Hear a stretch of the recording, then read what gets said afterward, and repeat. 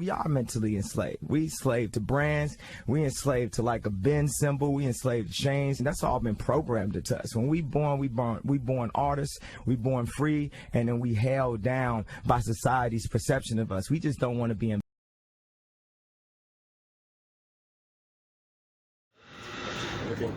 All right.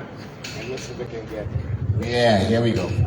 Okay, sorry about that. Life goes on, little technical aspects. Never good to see you. So, freedom of the mind. Yeah. Tonight, our main speaker, who is a educator, a law student, and many more, which she would definitely gives you some, explanation as to some of her trajectory. One of the original, the founders of Beulah Foundation. And, sometimes you have a moment in life. In this case, it was 30 seconds. That's all it took. Back in the day, if you listen to Dick Gregory, he said, man, you all know a lot of people like Rosa, who was tired and did it, but she got the recognition.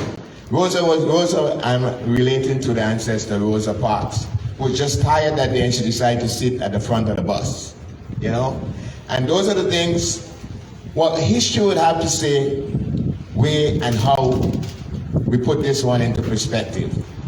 But tonight we'd like to, give our speaker, the next speaker, the opportunity to explain the course of how she get to where she was and as to what she did during the royal visit.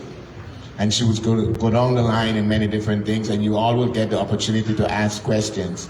Whether you agree or disagree, one thing we can do at the WeCulture platform is learn to, be able to have that meaningful conversation, whether you disagree or agree with the person. That's the whole thing about it. I have this thing where I talk about, here we don't do it by the rum shop where the loudest voice get to be heard, but everyone should be able to get to be heard. And with that being said, without further ado, Miss Mireya Santiago. Give it up, give it up.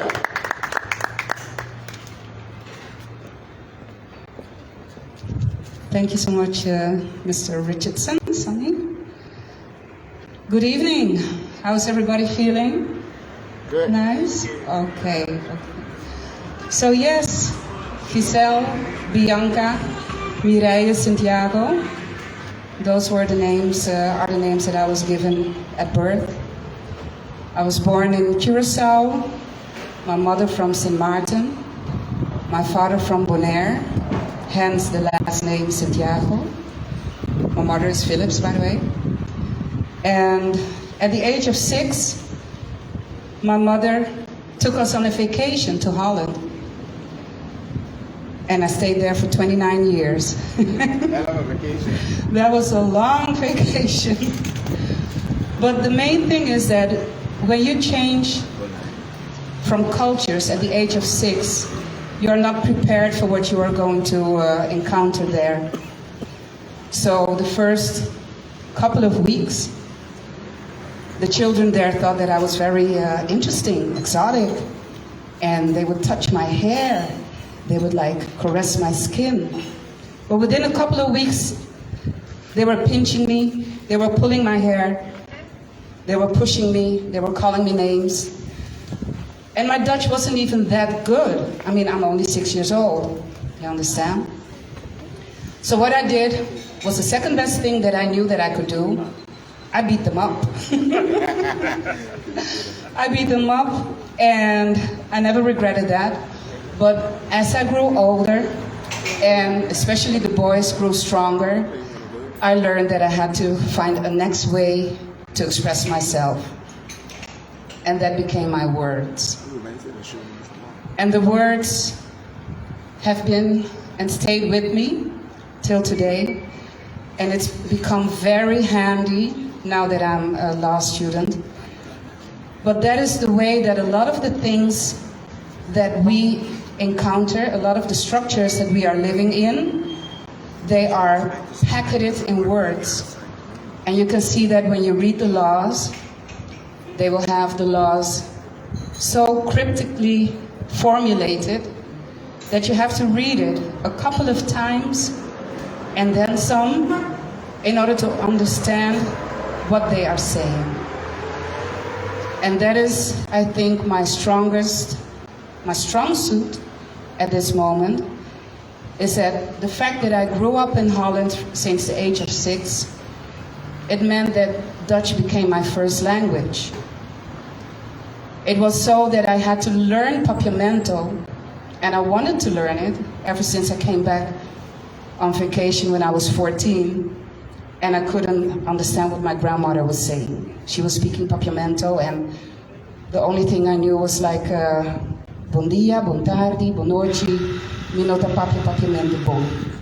That's how I communicated with my grandmother. Fast forward to the age of 35, when I decided to come and teach here in Aruba. I had finished the Teachers College in Tilburg for biology and chemistry, and then I came here and I taught science and chemistry, and after that it was also physics. And the reason that I picked these subjects to teach was when I was in high school, when we got 1 or 2 lectures about slavery, I got really upset. Good evening, welcome. You're free to join us tonight.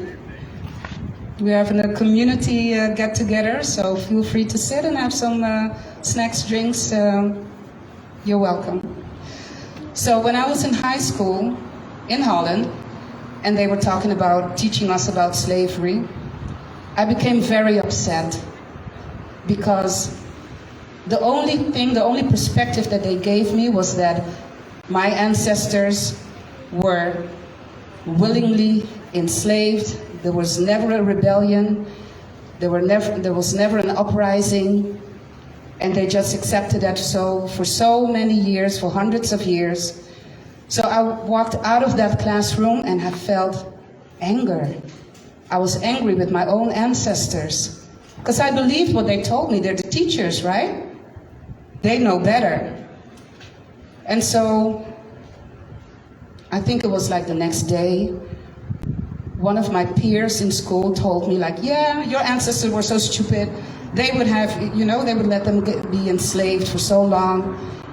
And I decided right then and there, I'm gonna prove everybody wrong. I'm gonna do better. I'm gonna work harder. I'm gonna show them that I cannot be enslaved, that my mind cannot be enslaved, that you cannot tell me what to do. Because I'm gonna do what I wanna do, when I wanna do it, how I wanna do it. So that is the mindset that I was in when I decided to carry out a protest during the royal visit. But it has a little story before that, because like they say, life is lived forwards, but in order to understand life, you have to look at it backwards. And when I'm looking at it backwards and I connect all the dots, I come out to the seminar that we held with the Beulah Foundation. The Beulah Foundation, the name recently changed to the B for Black, the E for Empowerment, the U for Unity, the L for Liberty, the A for Advocacy, and the H for Human Rights. So where did I get the name Beulah from? That's my mother's name, Beulah Phillips. And Beulah, she was the most powerful role model and the most important role model that I had in my life. She was my Martin Luther King. She was my Rosa Parks. She was my Malcolm X. Because she arrived as a single mother with her children in Holland and had to make sure that she could fight the racism and discrimination that was taking place in the 70s and all the years after that. And I would see her tell us how she would arrive. She would call and get an interview for a job. And her last name was Phillips, so they thought she was from Eindhoven. And she didn't have an accent, but she was a teacher. So on the phone, they would invite her to come for the job. And as soon as she would walk in, they would be like, oh, maar u bent zwart, you're black. And so the job was already given. So those were the things that I grew up with, that there's not an even battle, an even playing field. It was more so a battlefield, and that you had to be prepared. And education is how you prepare yourself. But you need to watch out who schools you, like Bob Marley says. Don't let them school you. You need to watch out where your information comes from. And through the internet, that's when, at the age of 40, I started to get all kinds of connections with people from the US, with people who were, who looked like me, who thought like me, who had so much information, and I was, I was like absorbing it all. Because I chose the route of science because I wasn't proud of my own history. I didn't think we had anything to be proud of. But science was like an escape for me. But around 40, with the internet, I started to learn a lot about my ancestors. And I felt bad. I felt bad that as a teenager, I didn't respect them. I respected my parents, but I didn't respect my history because I didn't know. It was his story. It wasn't my story. It wasn't our story. It was his story. And so even though I had no idea that I would wind up doing what I did on the 31st of January and how impactful that would be, the mustard seed started to get the nutrients it needed. The nutrients was knowledge. And I started to learn first about the slave history in the US. I still didn't know where all the sources were, and a lot of the sources still had to be put online. But through all the years, they came online, and I myself went on the quest. When I was in Washington on vacation, I visited the Slave Museum there, and I learned a lot. When I went to St. Martin last year to do my internship to finish my bachelor's in law, I learned so much more about how great it is, how good it feels to just be amongst people who, just like you, don't have all the information, but they know enough to know that we, like Mr. Sonny Richardson said, are descendants of heroes, descendants of survivors, descendants of people who were smart enough to maybe keep their head down in order for them not to get killed. But in St. Martin, I learned about Lokay. This enslaved woman, Lokay, she didn't accept that she was enslaved, so she ran up the hills, she ran away, and every time they would send people out there with dogs, with guns, in order to carry her back down. But at a certain point, they were so fed up with her that they decided to punish her. And they cut off one breast. Just one breast, because she needed the other breast to feed the children of the enslavers, to feed the children of the emancipators. Because before the word emancipation was the word emancipation.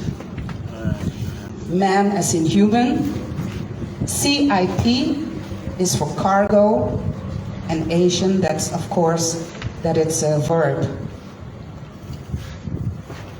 So after hearing the stories about Lokay, hearing the stories about how many people rebelled about the Morons, I need to thank all the teachers that I've encountered in my life in order for me to be able to stand where I'm standing today. Yeah, go inside? Okay.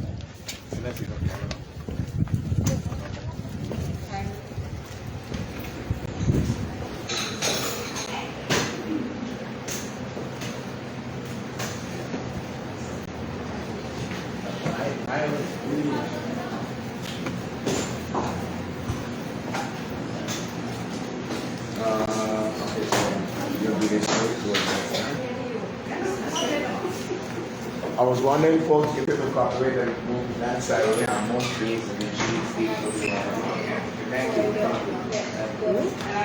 Yeah. But we have more room. You want to raise yourself up?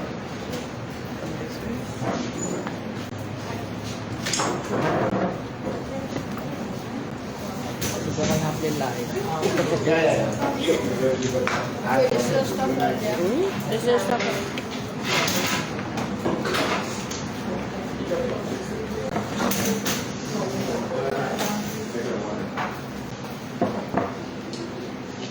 You want to bring in the table?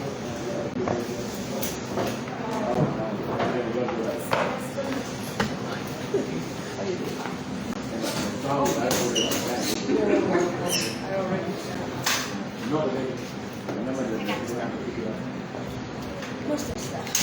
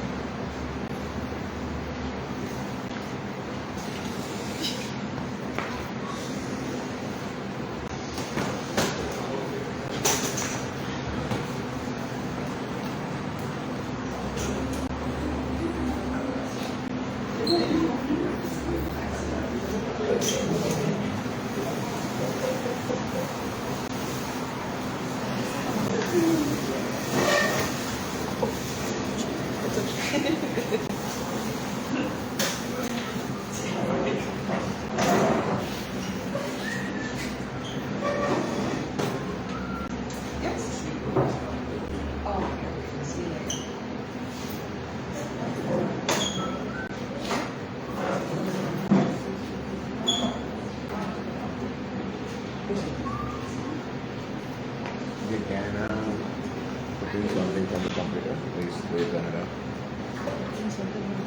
That's the information.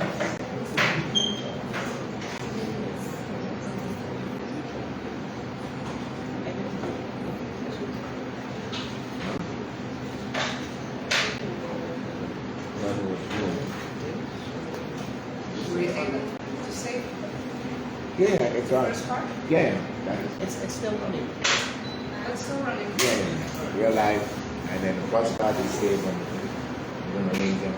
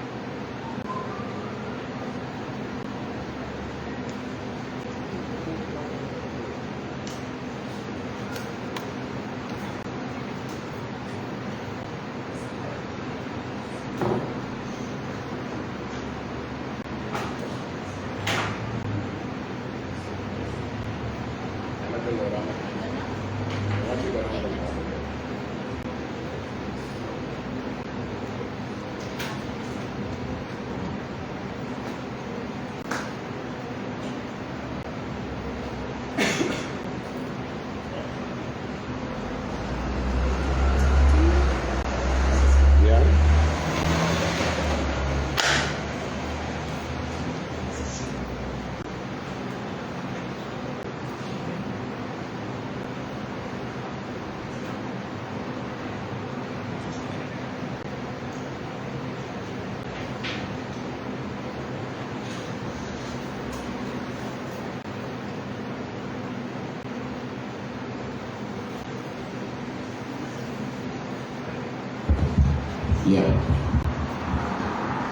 Yes.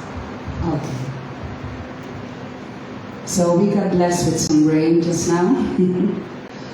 Let's continue. So the story, the part of the story that I really remembered about Miss Lokay was that even the fact that they cut off one of her breasts didn't stop her, and she still fought and she still ran away, and she succeeded to remain free. And this was not the first time that I heard that an enslaved African woman, a woman that was kidnapped from Africa and then brought overseas to the Americas, that her breast was cut off. I also heard that the same story of Alida in Suriname.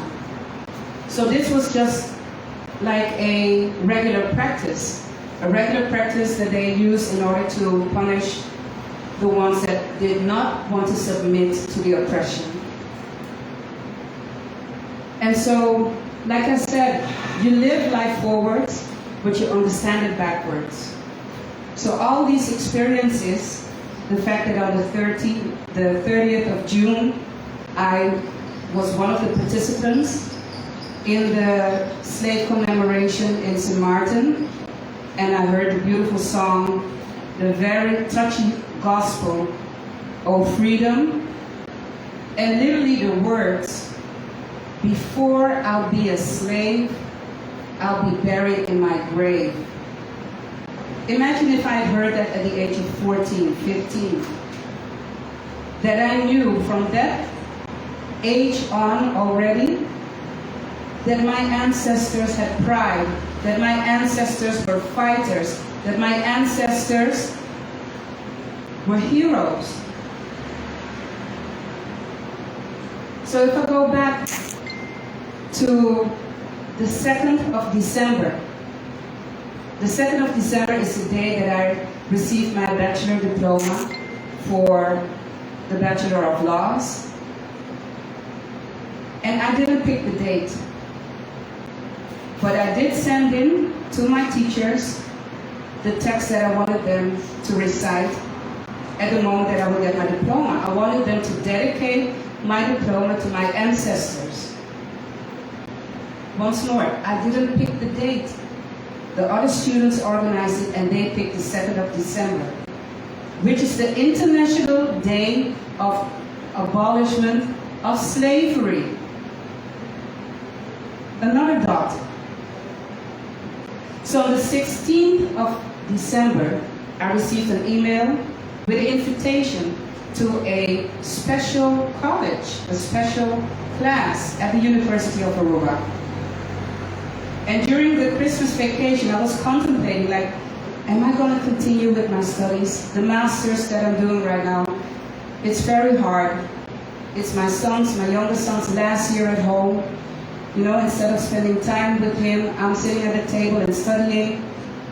And so I was contemplating that if I drop out now, I don't have to pay the second half of the tuition money. I was thinking about that. And then at a certain point, I decided, no, I'm just going to finish this year. I'm 54. I don't have to get the master's in order for me to, you know, accomplish anything in life. I have my diplomas already, but it's the knowledge that I'm craving. And so I paid the second half of the tuition exactly on the 15th, the deadline of January. And that's when the message came in that the royal family is going to be present at that special lecture. And I was invited, because the email they sent on the 16th didn't mention the royal family.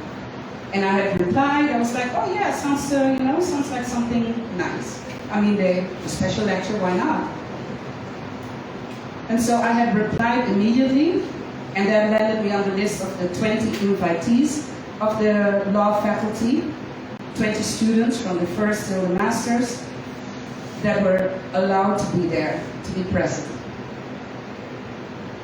So while I was doing that, when I knew that the king was going to come, I'm going to be in the same aula that the king, where I dedicated my diploma to my ancestors, it didn't sit very well. Because when the apology came on the 19th of December, I was in Curacao, and I felt so many things that I really couldn't find the right words for.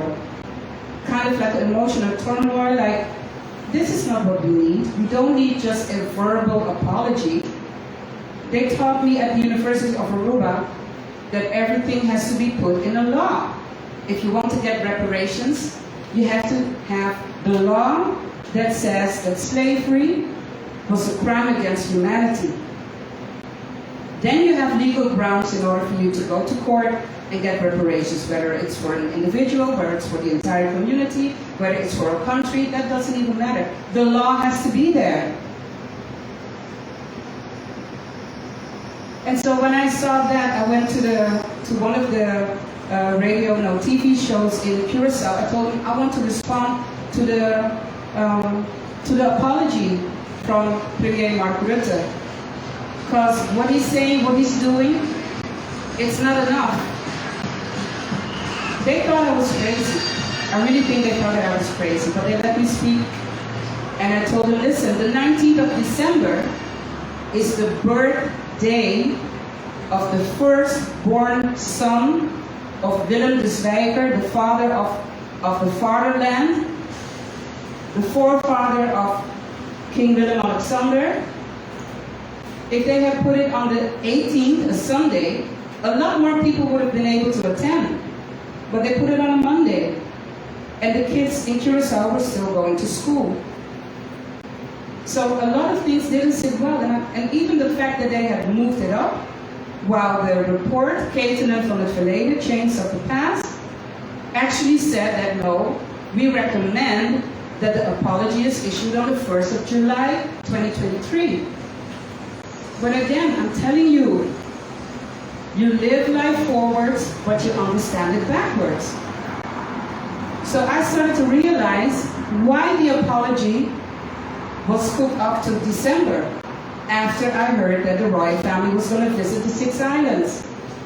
I understood why Rutte visited Suriname in September, and what they probably had, the oil that they found there, what they probably demanded from him, which led to the apology. So I was, like walking around in my own house and thinking, and every now and then I walk up to my son and I'm like, do you know that Rutte did this, and then the king said that, and this and that, and he's just so sweet. He listens to everything, that I just talked to him about, and he's like, oh, okay. But by talking to him, I'm reflecting, and I'm understanding what's going on. They are taking us for a fool. The only reason the apology was issued on the 19th of December was because the king wanted to introduce Amalia to the colonies. Because we have not been decolonized, but that's a different story. But that was the reason why it was moved to the 19th of December. So on the 25th of January, I was online. There had been a meeting in the Tweede Kamer, Staten-Generaal, State General, about slavery, about the slavery past, the Dutch slavery past. It was like a debate of more than 4 hours, but I followed like at least 3 hours of it. And every time that any member of parliament, the Dutch parliament, would ask Mark Rutte, is the king gonna apologize? No, the king is not gonna apologize. Period. Not even an explanation. Well, that wouldn't even be such an issue if the king had not apologized on the 15th of March 2020. COVID started on Friday the 13th of March, and then the king was in Indonesia and he apologized to the state of Indonesia for the atrocities of the independence war that took place from August 45 till December 49. And I'm like, aren't you supposed to be treated equally? If he apologizes to Indonesia, the state of Indonesia, why don't we get an apology from the king? And then the state of the Netherlands issued their apology, Mark Rutte issued their apology for the Dutch state almost 2 years later, on the 17th of February, 2022. So that's strange, isn't it? They get an apology from the king, they get an apology from the state, and we only get one apology. Why is that so? So all these things really worked on me, and I was like, no. Even though I felt honored. I felt honored, honestly, that I was invited and that I was going to be there. But I feel so much more loyalty, love, and respect for my ancestors, that the fact that the king was going to be there and the queen and the princess, it meant nothing. I was going to be there. Me, a descendant of all these heroes that survived, that didn't jump off the ship into the sea to die, but they survived the transatlantic passage for so many centuries, so many generations. And they paved the way for me to be able to sit there. And you really think I'm going to sit there after dedicating in that same aula my diploma to my ancestors? You really think I'm going to just sit there and keep my mouth shut and not say anything? When I know that the committee that they have for the commemoration, the first commemoration in the history of Aruba for our slave history, the first officially organized by the government, then I'm just going to sit through that even though I was not invited to be part of that committee. And nobody that I know, like a Sonny Richardson, like a Celeste, like all the people who have always opened up and talked to us about our history, they are not part of that committee, and I should be quiet. But yeah, I also see all the messages of, oh, Amalia is being harassed, and Amalia is passing through so much trouble. So I was like, okay, I need to be careful about this. Because if I decide that I'm going to do this, and it was really a decision that I made on my own, it was between me, God, and my ancestors, and every day I was like, you know, like, should I do it or shouldn't I do it? Should I or shouldn't I? And I felt very, very much, you know, a lot of nerves. Even before I entered the aula. So the day before, during the weekend, I wrote the manifest because I didn't feel that I could go there and just be present without having anything in my hand. So I wrote the manifest. I had different sources online, from CARICOM, from other organizations, and they had, of course, the 9 fundamental principles for reparations for slavery, but based on their situation, based on their perspective. They are not a part of a kingdom. So I had to create a document that was like, I could say it like tailor-made for our situation.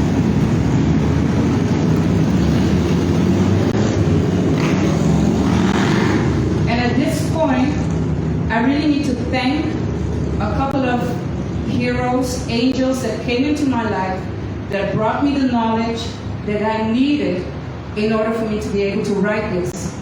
Because anything you see in there that has a lot of judicial information in it, I didn't learn that at the University of Aruba.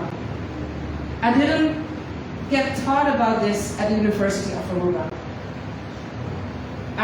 The person that taught me, the first person who opened my eyes to look into the laws of the United Nations was Mr. James Finis from Bonaire in 2016.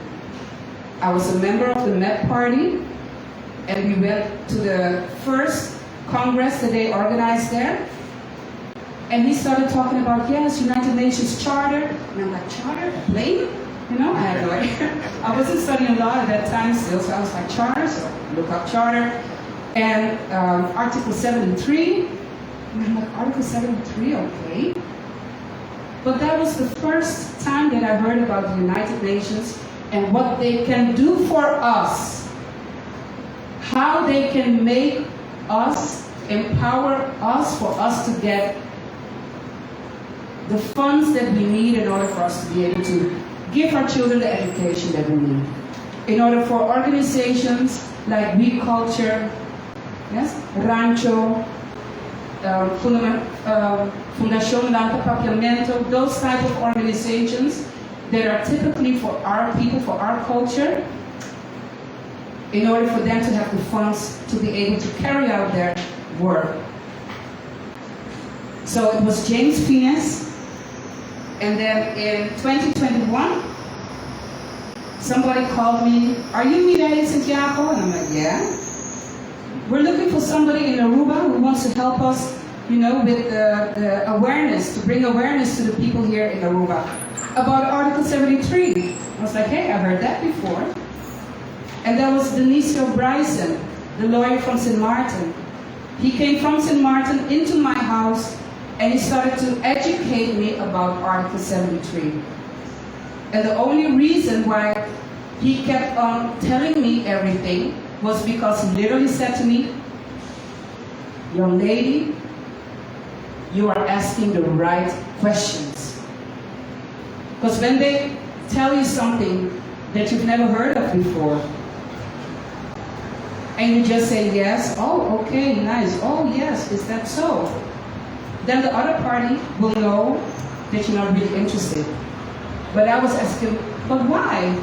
And how? But where? Where can I find that? Where is that information? And so we've kept a friendship for almost 2 years now. And so he was one of the other heroes that came into my life with information. I also want to mention Marlene Dokman, who became a member of the Beulah Foundation. She taught me so many things about what the Marans did in Suriname, and how they had their own declaration of independence already long before slavery was abolished in the Dutch kingdom. So all this, all these dots, all this information, all the people that came to me out of nowhere, that's not a coincidence.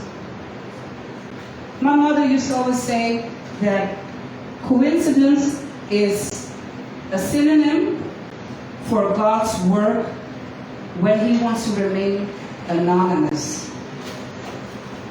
And I really thought that my mom, was the one who came up with that, but the internet showed me that there were more people. But it stuck with me. And so I was still walking, and I was like, okay, so if I do this, my family's gonna get upset with me. Maybe my son is gonna get repercussions from that. Maybe I'm going to be kicked out of the university.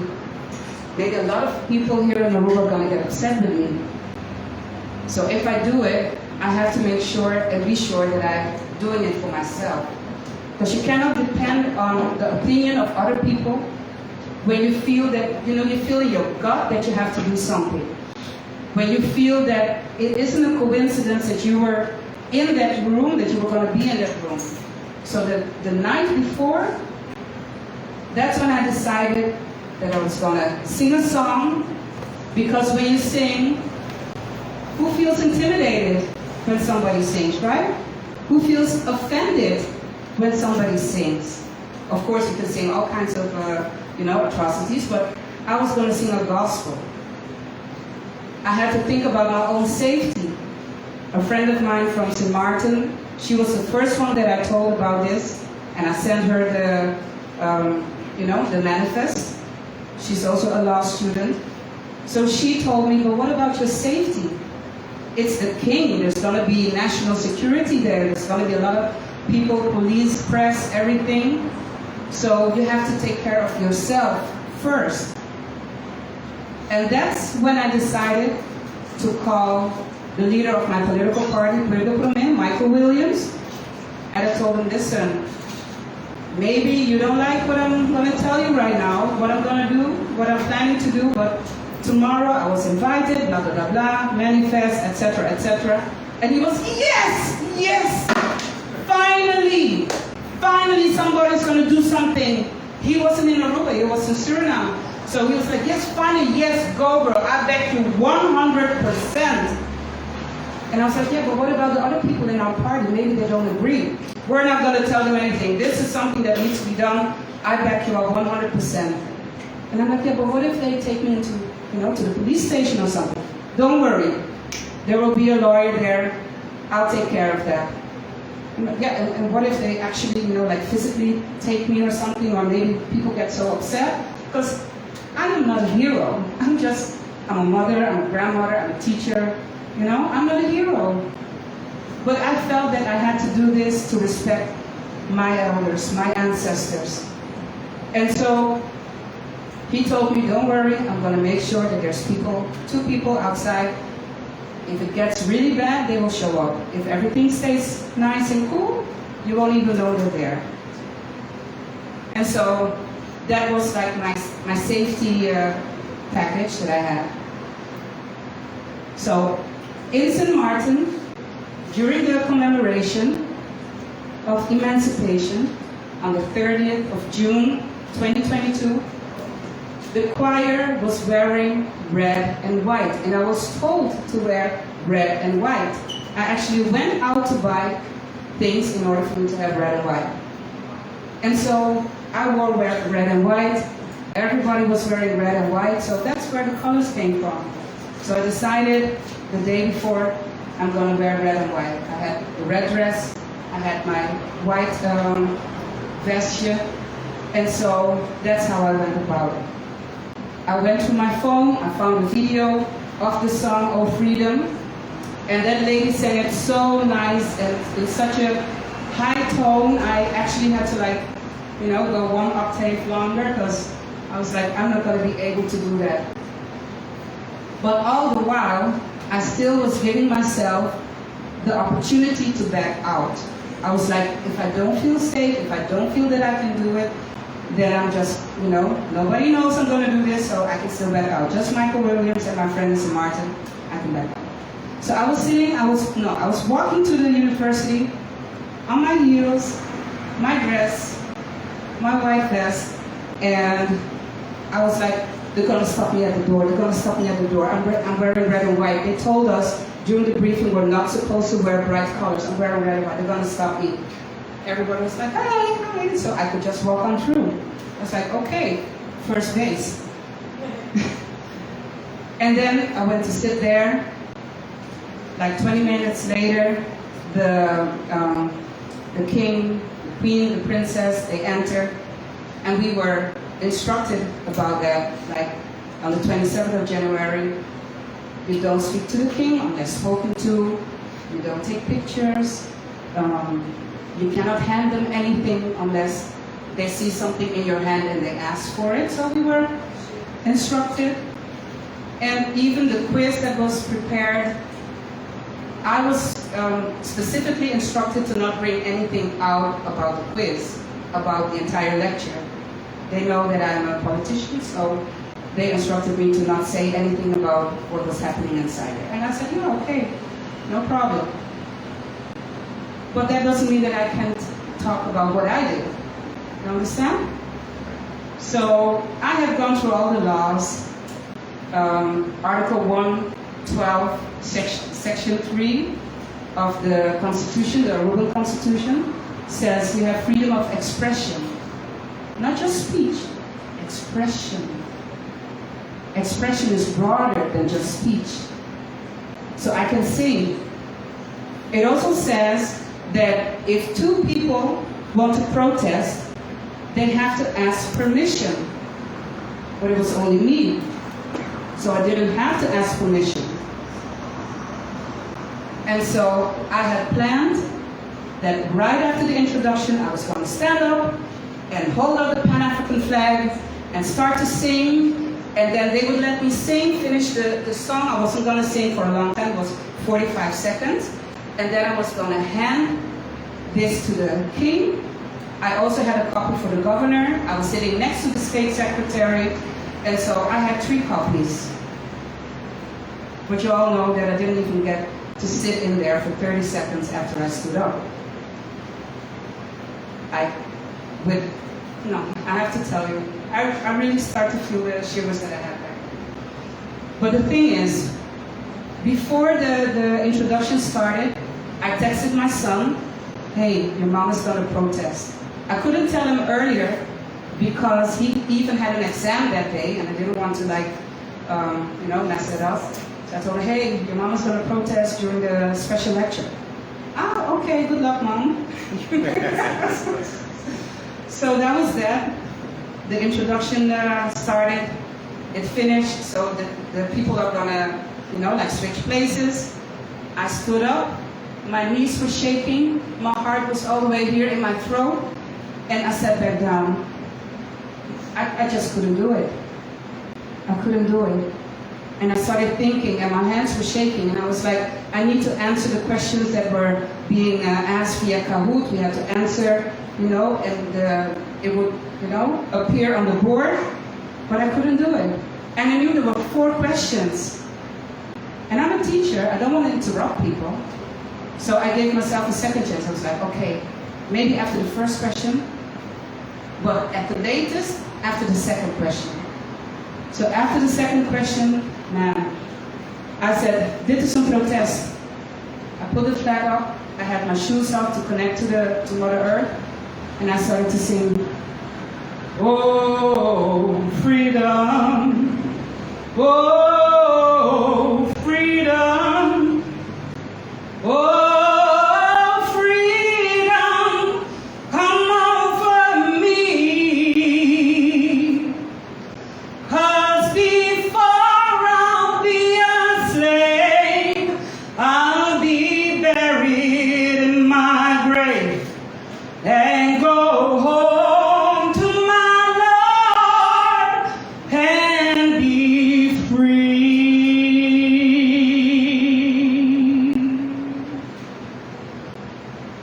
That's how it was supposed to go.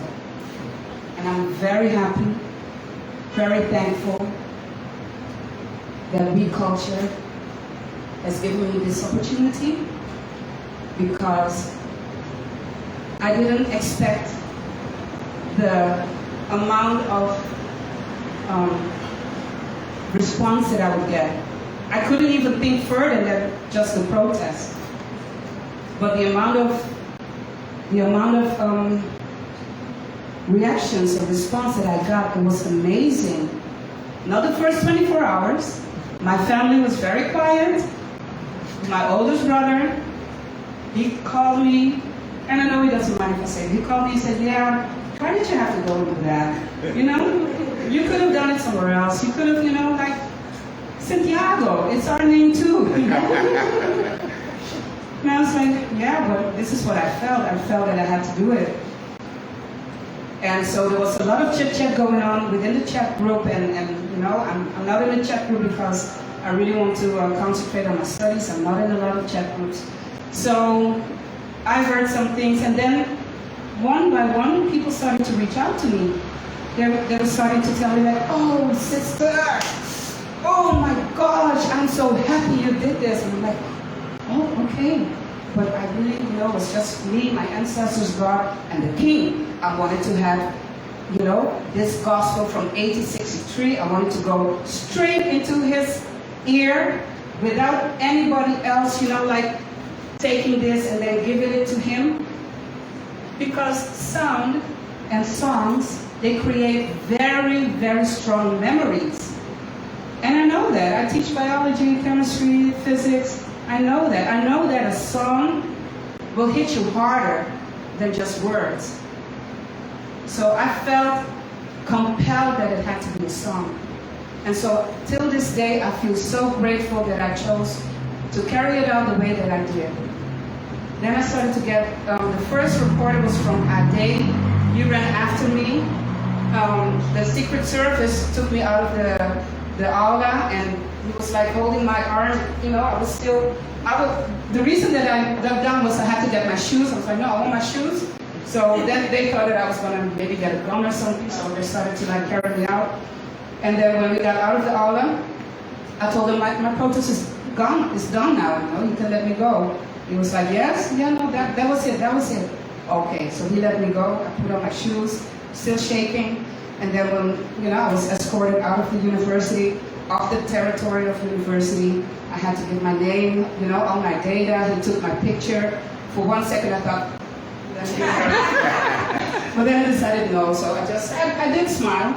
But I felt like, oh my gosh, what am I going to do with the picture? Am I going to be, like on a list, a no-fly list or anything? So I still don't know, but at least I was happy that I carried it out, because when I was sitting there in the aula contemplating, I'm going to do it, I'm not going to do it, I thought exactly what you said, Sonny, earlier tonight. You said, the man in the mirror. And that was the thing that pushed me. I was like, if I walk out of this aula at the end of the lecture and I didn't do this, when am I going to get an opportunity like this again? When is any of us going to get this opportunity? Who else is going to do this if it's not me? There's also an African proverb. If not me, then who? So all these things led me to that moment. But then, I felt great.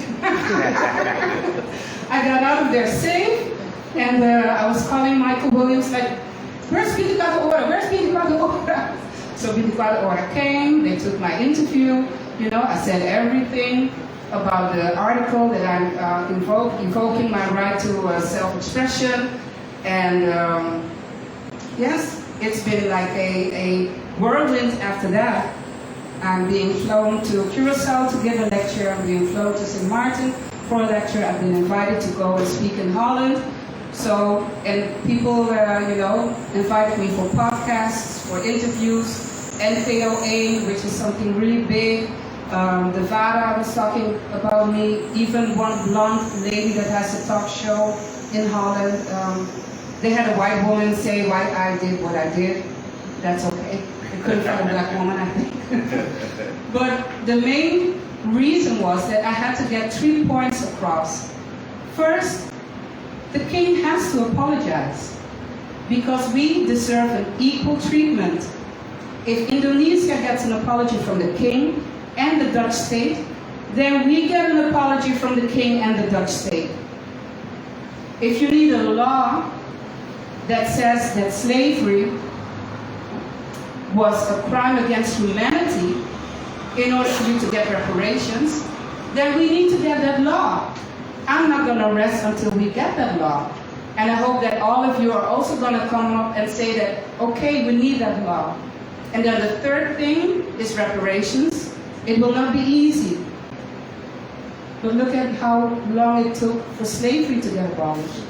For the law that passed in 1814 to actually get effectuated till 1863. So why should we think that, okay, why do this battle if I'm not going to be the one to see the fruits of that labor? Our ancestors were fighting for our freedom, and most of them never saw the fruits of their labor, never saw the fruits of their protests, never saw the fruits of their heroism. And why is it so important? That's in the manifest, to have that written in a law, because they used a law to declare our ancestors as goods. They used a law that said that we are 4/5 human. And if you look at the law that they used to abolish slavery, that part before it was abolished was not corrected. It has to be legally corrected in a law. That's how the mind of the Dutch man works. They know it, and as long as they think that we don't know, they're not going to tell us. We have to figure it out. We have to look up the information. We have to tell one another. So everyone here in this room, you have to tell other people about this. 3 things. Equal treatment. So we have to have the apology of the king as well. It has to be in a law, otherwise there cannot be redemption of the humanity of our ancestors. and we don't have a legal base for court cases for reparations. And so the third part is reparations. And it doesn't matter whether it's individual, it doesn't matter if it's for a group, it doesn't matter if it's for a country, it doesn't even matter if we do not know how we want the reparations. First, we need to be well informed in order for us to know that we too deserve reparations. Because there was no law that said that genocide was a crime against humanity in 1945, after World War II ended. There was no law. But for the past 78 years, the Jewish people, the Jewish victims, survivors of the Jewish Holocaust have received 80 billion in reparations, not just from Germany, even from the US. 600,000 people who have registered as the ones that are the survivors from the Holocaust have received 80 billion, even though the law wasn't there when the war ended. So it's all, excuse my French, bullshit. You know, that they tell us that no, in het hier en nu, here and now, we apologize, but we cannot do for our other ancestors, we cannot undo what they did. You did that for the Jewish people. And with you, I mean, Europe, Germany, if it was done for them, it's going to be done for us.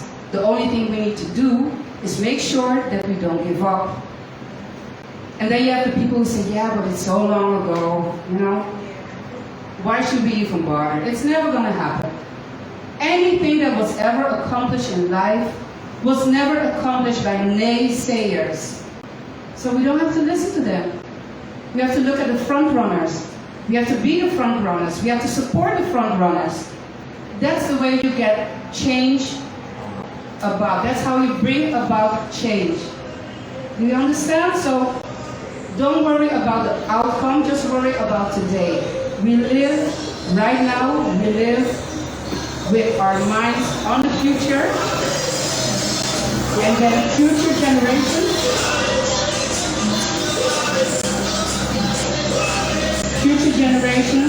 they are going to be the ones who will say like, yeah, but my grandmother did this, my grandfather had Greek culture every week. Yeah, my great-great-grandmother, you know, was part of het landelijk platform van slavernijverleden. All these things matter. That you're present here, it matters. That you're watching this on Facebook, it matters. You're educating yourself, and I hope you share it in order for all of us to be educated. Because the reason why it took so long was because the colonizer made sure that we only got his story, and we never got our story. I thank you. Yeah. Give it up for the Sylvester brothers. I have to apologize for my voice. Randy, you gotta fix me up there in the mixer. But lately this week, I've been, once the sun goes down, so is my voice. But the show must go on, as the late Ruben Garcia said. The show definitely has to go on. Ms. Medea, thank you for, blessing our platform and giving us a full and in-depth explanation as to the whole process. Now, for the audience, I want you to hold your question just a minute, and we're going to take a little interlude. We're going to go into one more speaker, a poem, short, not too long, 1, 2, and then we're going to come right back with the Q&A. So, let what Ms. Medea said, ferment and formulate your questions, and we'll come right back to that.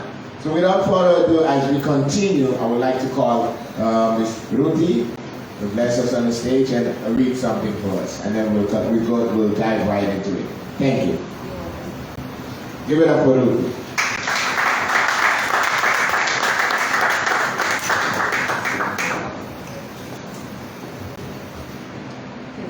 Nice Thank you. Wonderful invitation.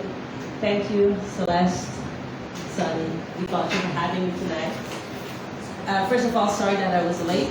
Lots going on today, but I didn't want to miss the opportunity.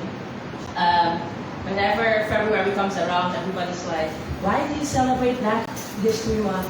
So I'm like, 'cause I'm always black. But in February, I'm black, blackly black. So,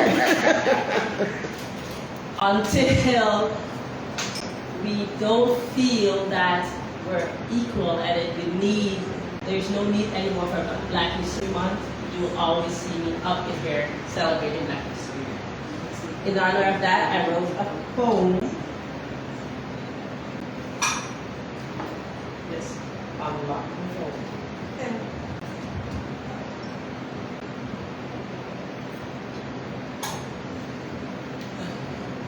I am black and proud, and I say it all aloud. I am black and proud, and I say it all loud. I am black and proud, and I say it all loud. I am black and proud, and I say it all loud. Ripped away from my mother's lands, tore apart from my mother's hands. Today, I stand before you, black and proud. My ancestors smiling and frowning at me, amongst you in the crowd. They smile because they know we endured because they were strong. They frown because they wonder, where did they go wrong? Black and proud, but hey, black families were broken by traders, owners, and leads of others. Today, most families are broken by the choices and actions of fathers and mothers. Black and proud. We came a long way from being called a boy. Black and proud was forced to be strong. We had to carry on. Wounded, but yet we had to carry on for my master's belt. Now I am mocked and called soft when I plead for my soul and mental health. Black and proud. Come a long way from being called a boy and treated way too dirty. Yet we question, should we reign by fear or treat our kids with respect so they know they are worthy? Black and proud. We were beaten, hanged, raped, tortured, burned. That the generations to come still carry the wounds and our scars. Did we forget how the cut us limb by limb and how we were burned for existing? That we now proudly say, limb by limb, we gonna cut them down and firebomb them who are drinking Chichiman bars? Black and proud. With every incident and every death of a brother and sister, I advocate that Black lives matter. Now that they are alive and well, do I advocate to care for the living? Do I care to be my brothers and sisters' keeper? Today I stand before you, black and proud. My ancestors smiling and frowning at me from the crowd. They smile because they know we were endured because they were strong. They frown because they wonder, where did they go wrong? You see, it's okay to be black and proud, but we have to start self-reflecting on our own conduct. Be black, proud, say it all loud. But without any perfection, will just lead us to self-destruct. We are black and proud, born as kings and queens, yet we know heavy is the head that wears the crown. But we can't be our own enemy, nor let them who fear you. Fear your greatness get you down. Yeah. Give it up to Ruthie. Yeah, definitely black and proud. Say it loud. I'm black and proud. Yeah. Reminds me of James Brown, Ruthie. Talking about some of the moves. So yeah, let's emancipate yourself from mental slavery. None but ourselves can free our mind. So when you look in that mirror, that thought has to cross your head. It starts with you. That seed has to be planted in you, and then you can carry it out you. Miss Midia, I hope you guys have any questions, and we're going to jump back in here. Now, you took this stand. You're a law student, you have the bachelor's, you're going for your master's. And the question come to me based on the explanation and the points, the 3 points that you mentioned. Where do we go from here? Are some of the steps being taken?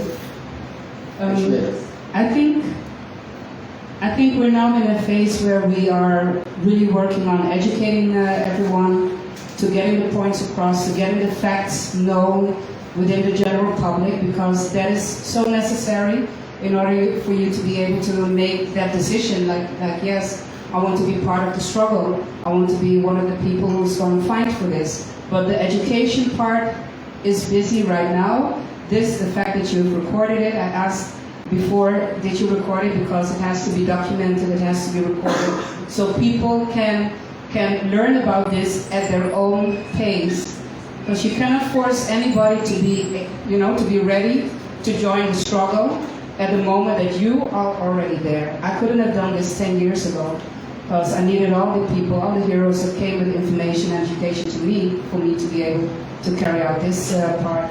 So education is the part where we are really working on, and we keep repeating the 3 points: the king, the law, reparations. Yeah, and you made a comment that we say in terms of education as the way everybody is not on the same level, and that is so true. Yes. Different people come to life in different ways, different segments, different seeds. Mm-hmm. You look how the trees grow. Exactly. Malcolm used to say, when we talk to our people, we have to feed them with a spoon, little by little. You can't just give them the medicine all at once. We would want to, but it doesn't work like that.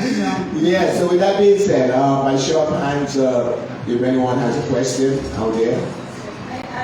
Okay, here we go. I applaud you for your bravery, and it's always necessary for someone to take the first step. My concern is that in time, I understand the baby steps and that everyone have their timing, right? But I think in the school system then that we have a comfort zone. Everyone is comfortable already with what they have, because you will say, it took generations for me to reach here. Yeah. That's a realization everyone, I hope, come to, that we wouldn't have been able to be in here sitting down if someone didn't fight for that freedom that we could do so. But I think we reached to a point that people are comfortable with the freedom that they have, that they don't have the willingness to really stand up and fight for more. It's like, how are we going to pass that hump? And especially if the school system teaching them what they want us to know, they're not growing up with a fight anymore either, to like, we want better, or we deserve better, we're okay with what we have. So I think we tackle it, like we could post videos, we could, let me say, but mostly you're going to touch people that already have that urge already in them. It's like, it's something I have, that when I hear you or see your actions, it's like, yes, you want to follow because you have a leadership in someone, or someone that believes the same thing you believe in. But how are we going to get the others that already okay or done settled? And remember, they are mothers and fathers too. So encourage that belief of we okay, passing on to their kids as well. Yes. So now, how are we going to get that fighting spirit of like our ancestors do so much, but we want more, or we want to be that, let me say, like the poem which says, like, they looking down, and I'm sure they are like a little disappointed, because it's gonna be, we thought we would have been further, but we reached a block that our people are not fighting anymore. So it's like, how are we going to trigger which action of what we have to do to get people out of their comfort and really believe they deserve more, or believe we're not there yet. Yes. Well, in fact, thank you for the question. That's a very good point you're making. In fact, we have to do supposedly like the colonizers did. The colonizers, they make sure that all the information that they want you to know, in order for you to be able to make up your mind whether something is important for you, that is fed to you through education. But we cannot count on the educational system. We cannot count on the peoples that are in government, because they've already proven over the 150 years that our history is not their priority. So that is very true. But the thing is, they have a budget, 100 million. They say 200 million, but during that debate on the 25th of January, 100 million is for all kinds of groups that they have that are gonna, do certain things for awareness for the white people. Sorry, that's the best way to name it. awareness.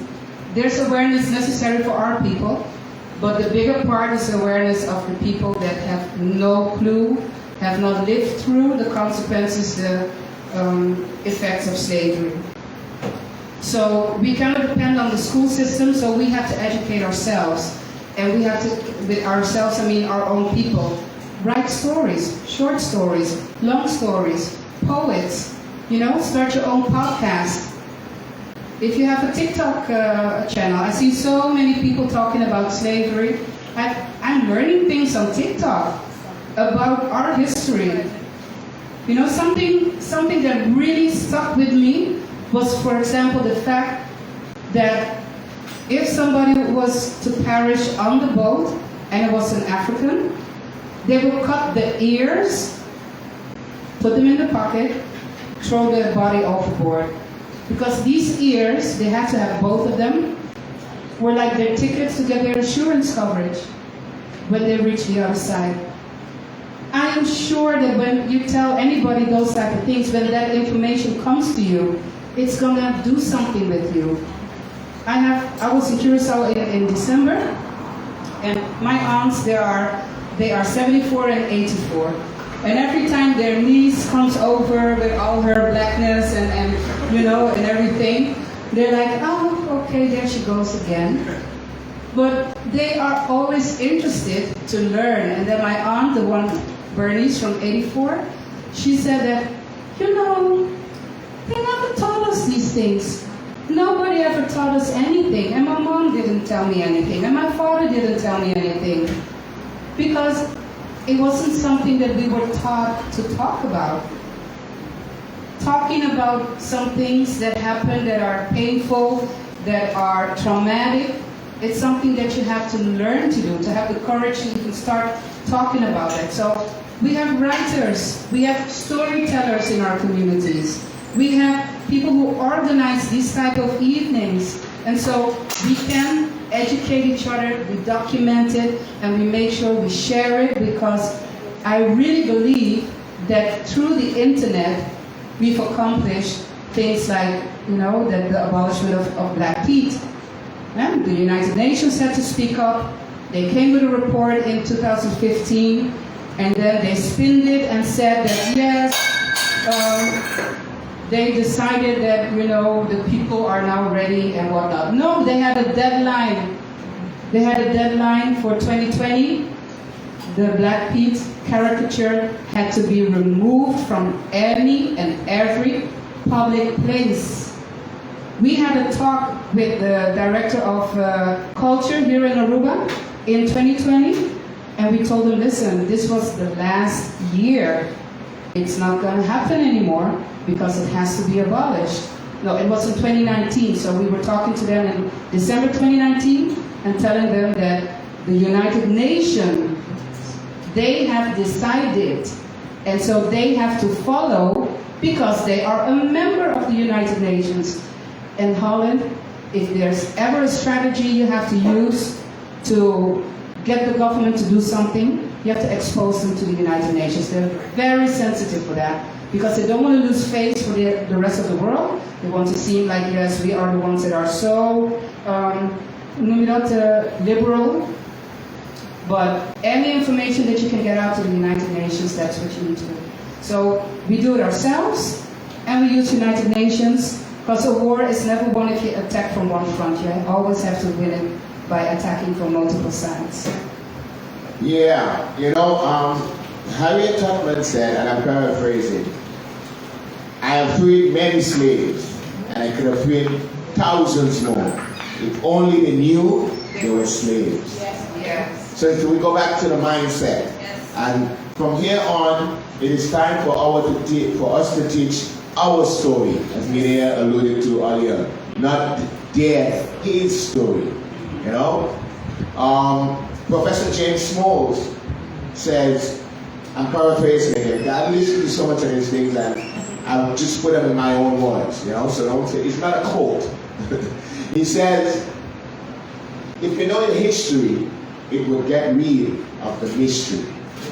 Now, not believing in the history, because you got to understand that the word believe. Knowing the history, you will get rid of the mystery. As we go on, anyone else would like to pose a question? Can I say a quote Sure. that I found also? It says, the only thing new in the world is the history you don't know. Imagine that. Yeah. Short but deep. Yeah, definitely. So anyone else would like to share a comment or have a question? Let's see. Oh, there we go. Rudy. I was sitting and I'm reflecting, and I'm not really sure if it is just mindset. Because I was to Banff in Geneva in 2015 for the Surge Convention. We were there, and I was sitting maybe one of the only member that's black, maybe, I can't recall. Because it was Aruba, St. Martin, Curaçao, and the Netherlands. And everybody else in the room understood the assignment, except for us here in the kingdom. So it was kind of weird that you come from a country, we all was brought up celebrating Black Feet. I never celebrated because I grew up in Brazil in a very white neighborhood, so you know how that goes. And when we went to study in the Netherlands, the eyes opened a little more, but now we're sitting down here, adults, in this room in Geneva, and then everybody making sense, except for us that's still trying to hold on to something. I don't even sure if it's called tradition because it's not ours, but we want to change is something very difficult to accept. It's like people feel like they're losing something, and to me it was never clear because it's not our identity. It was forced upon us. And I think that's what a lot of other aspects, because it has to do with a lot of things that was forced upon us. Certain religion beliefs was forced upon us. And it has to do with a lot more than just mindset, but it's to accepting change or being open to willing to change, but also to unlearn a lot of stuff that we were taught, which to ourselves is going to be a big part of losing your identity.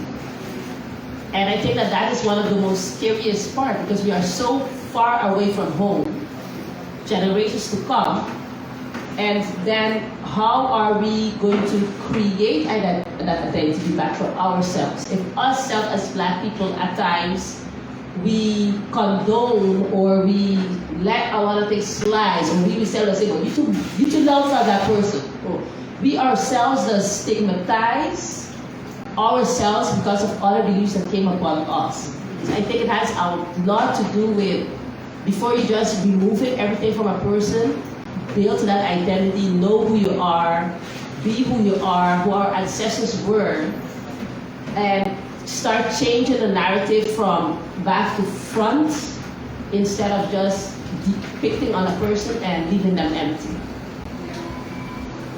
Yes, in regards to identity, in December we had a seminar here with Dr. Umar Johnson, and he said something that was very crucial. It really hit home with me, and that was the fact that before anything, before education, religion, family, you are an African. We were just, our ancestors were taken from Africa, the continent, brought to all places in the world, which created a diaspora. But if you know that, okay, I'm an African, it doesn't matter what type of African. You are an African, and that's the identity that they constantly try to rid us of, for you to feel almost like ashamed to be African. But if we look, again, you understand it when you look backwards. If you look at a lot of things, a lot of creativity, a lot of the technology, a lot of the inventions, they were all African inventions. People that are descendants from Africa are still Africans. My father used to say, because I had my big identity crisis when I was about 18, 19, I was telling my dad, I was writing him like a lot of letters, 13 pages, send it to him to Aruba, wait for 2 weeks for it to arrive, then wait for 2 weeks, thank God he answered immediately, wait for another 2 weeks for me to get an answer back. But my main problem was that I didn't know who I was. I didn't feel as if I fit in Holland, because they would always make me feel that I was different. I didn't feel that I belonged here on the islands, because I didn't even speak Papiamento, I don't speak the English like they do in St. Nicholas. I would always hear from everybody like, where are you from? No, where are you from? You're so, yeah, you talk so funny. And so when Dr. Umar said, it doesn't matter which type of African, which shade of African, which taste of African you are African. And then my dad said in that letter, if I take the seed of an apple and I plant it on the moon, what do you get? And I was like, yeah, an apple tree, if there was air and everything, but an apple tree. He said, yes, you come from me, so your identity lies with me. It doesn't matter where you grow up, it doesn't matter which language you speak, it doesn't matter if you like dancing bachata or if you like dancing the tango or the waltz. You are African first, and that is the message we need to get through to our children, that we need to just be proud to be African, and Africa is like the root and the mother of all cultures.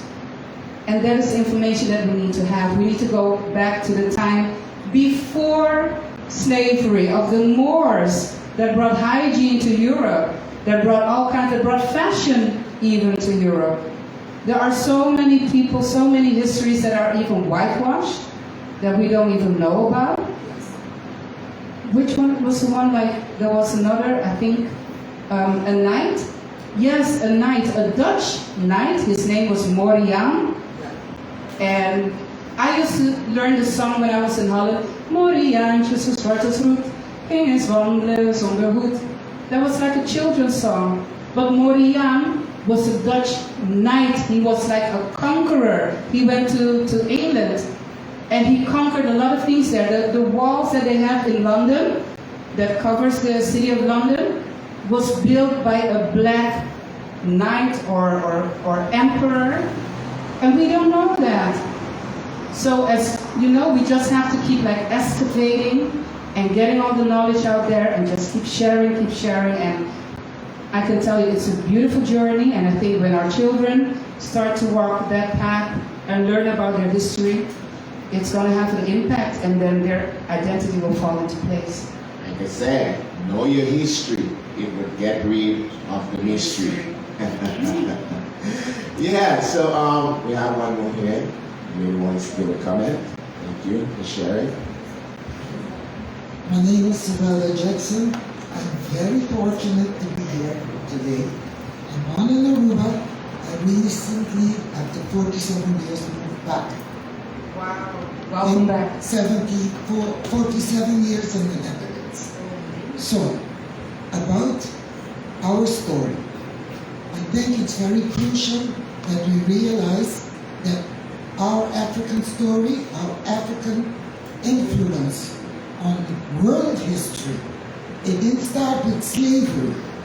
It goes way back to the dawn of humankind, where the mothers and fathers of civilization, and every bit that we rediscover and we reclaim, we should share with one another. I think we cannot wait for Eurocentric information to unlearn. We have to recover and reclaim. So in an informal way, we can teach our children now about inventors, African-American, African inventions, because Mireille talked about having studied science, STEM. Do you know the origin of STEM, all the science, is African? No? Okay. Mathematics. Yes. Chemistry. Biology. All of those knowledges go back to Africa. Thank you. And that is absolutely true, that we need to like rediscover and excavate and actually claim it. We have so much to be proud of, and they've done a very, very, like hard or good job to cover it up, to whitewash it, and to take away our inheritance. So we're ready to reclaim. I like it. Okay, so with that being said, we'll have to leave it there. I want to leave you guys with something that a philosopher, Rastafarian, and dark poet, Muta Baruka said. Slavery came and interrupted our history. Our history didn't begin with slavery. So I hope we have planted a seed with you guys who were here tonight, that you would do some research. You would, the TikTok, as Milea said, there are many things. It's up to you what you choose to put in to get out of the internet and the technology that we have at the time. Once again, thank you very much, Milea. Thanks for sharing on the platform. I hope you guys can go to our Facebook page and share this so more people can become aware of it. And also, it's all part of the culture. That's how we do it in St. Nicholas. Go on the YouTube, it's also on YouTube, and that way we can reach more people. Thanks once again. That was it. We come to the conclusion of the 44th edition of the culture. Thank you very much. Thank you. Thank you. I really enjoyed it.